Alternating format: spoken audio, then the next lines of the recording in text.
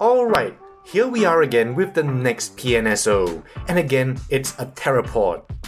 Fortunately, it's yet a different clade from the previous Megalosaurus, so hopefully we're getting rid of family waves and eventually arriving at a non-theropod.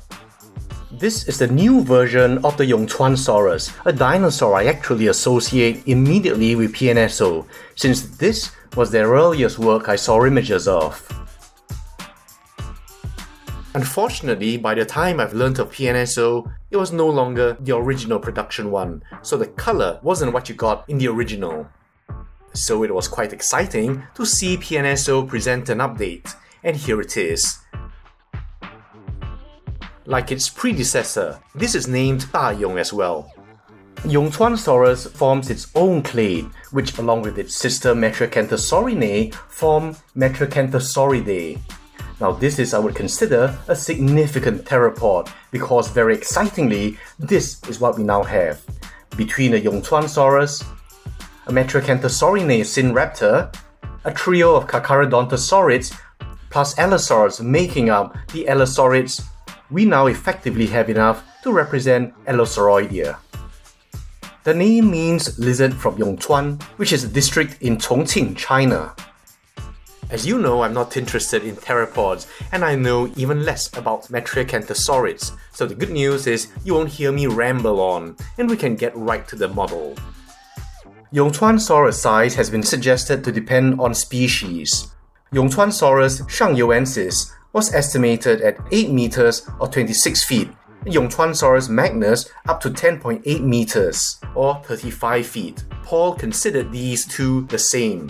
He estimated a collective length of 11 meters or 36 feet. Indeed, there's disagreement as to how many valid species there were. It's commonly believed now that Magnus was the adult and Shangyuensis a subadult. Interestingly, PNSO has specified here Shangyuensis, meaning it's based on the 8-meter subadult. At 23 centimeters, 9.1 inches, that makes this model nicely 1/35.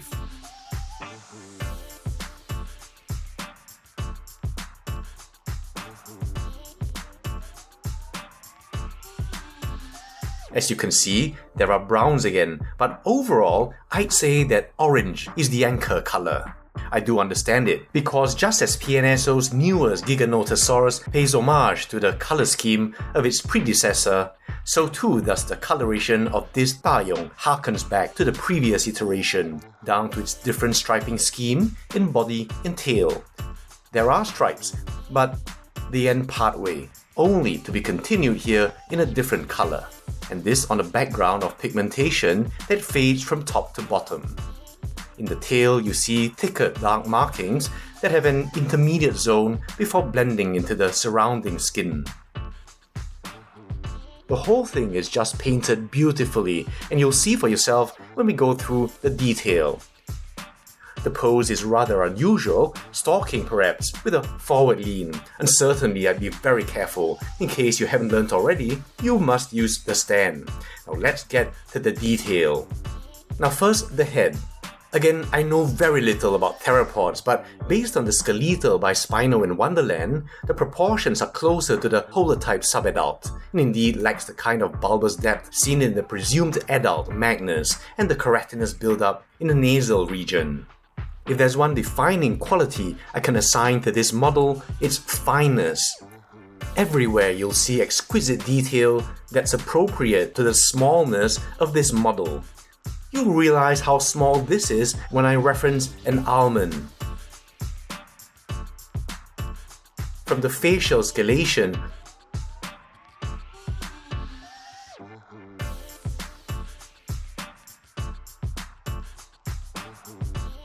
to the midline scutes that start in the back of the head, this thing is beautifully and painstakingly sculpted.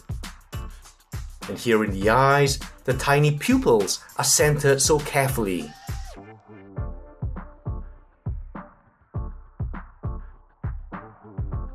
The mouth of course articulates, and here in the teeth, even calling these needle fine would be an insult to the work done here.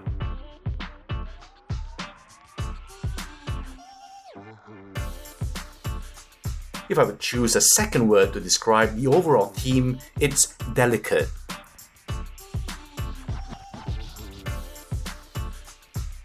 And on the articulation, you can't help but notice that yes, we have lips. These close almost perfectly, with just the smallest of visible gaps. Now, lips are a most surprising turn of events for PNSO. I watched the making of video by Zhao Chuang, but I couldn't really understand the reasoning behind why they chose lips. But if I were to spitball, I'd speculate that everything before this model was finalized before the Color Natal paper came out and convinced PNSO of at least the possibility. So this is really exciting.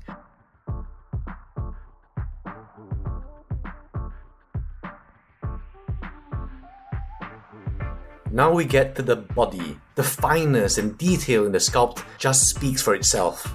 And as we do a once-over, overall, just wonderful detail.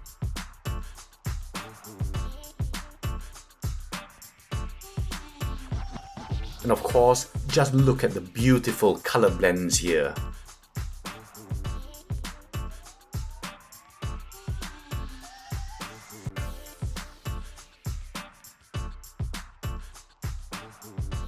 And again, the fineness in the midline scutes. And you'll appreciate this also from the top.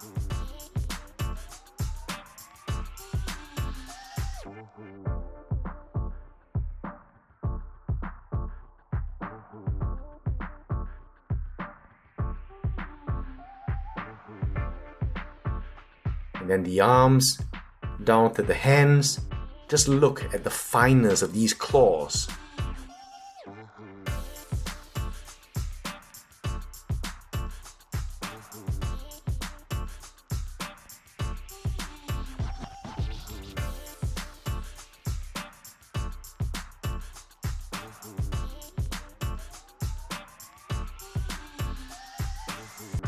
Then the thighs,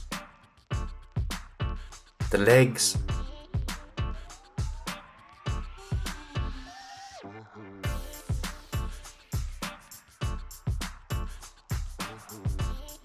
And the feet.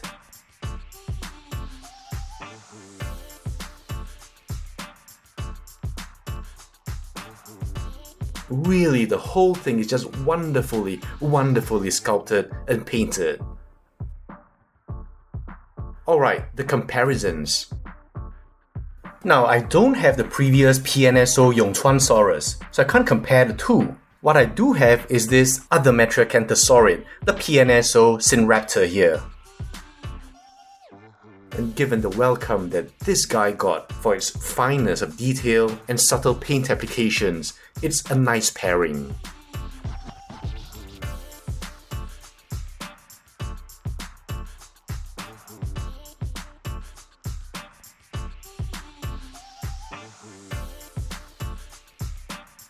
Then being an Allosauroid, it's appropriate to compare it to the PNSO Allosaurus, which is also roughly 1:35 if you take a 10-meter animal.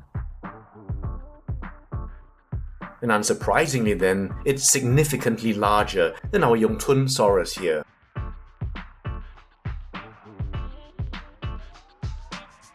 And for a comparison with other recent smaller theropods from PNSO, we can look at the latest PNSO Megalosaurus.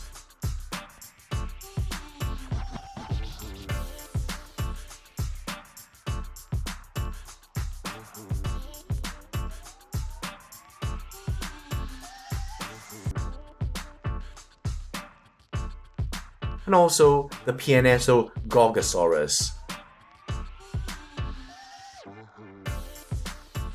I think we can agree that PNSO renders smaller size 1:35 scale theropods famously.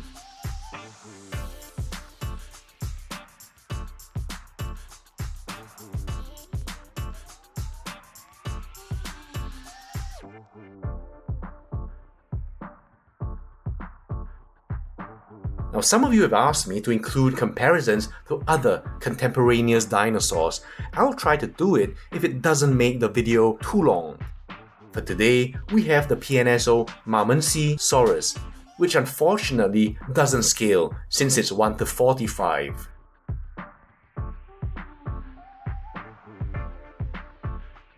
Then the roughly 1 to 32 PNSO Yangchuanosaurus.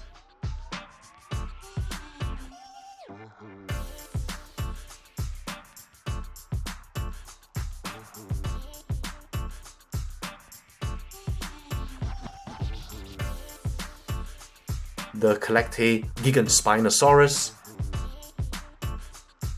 and finally our size comparators, the Wilson,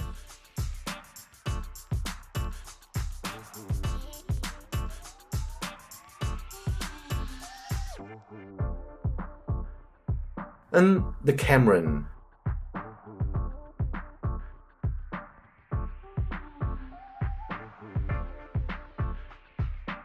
So that's it for the PNSO Yangchuanosaurus. There are a few takeaways for me. Well, first of all, PNSO isn't going to be dethroned anytime soon in terms of sculpting skill and paint application. And second, it's obvious that PNSO has the ability to sculpt much smaller dinosaurs. And with past proof it can tackle feathers beautifully, there's no reason they can't give us good Eudromaeosaurs, a clade mysteriously missing from PNSO's offerings. And thirdly, the fact that this has lips may signal an exciting new direction. Fourth and finally, offering theropods not in clades may suggest we'll move to neglected theropods like the Megaraptorans, the Oviraptorans, and the Spinosaurids. And who knows, a non-theropod. This is such an exciting point no matter what PNSO gives us next. A non-theropod signals a break for the non-theropod lovers.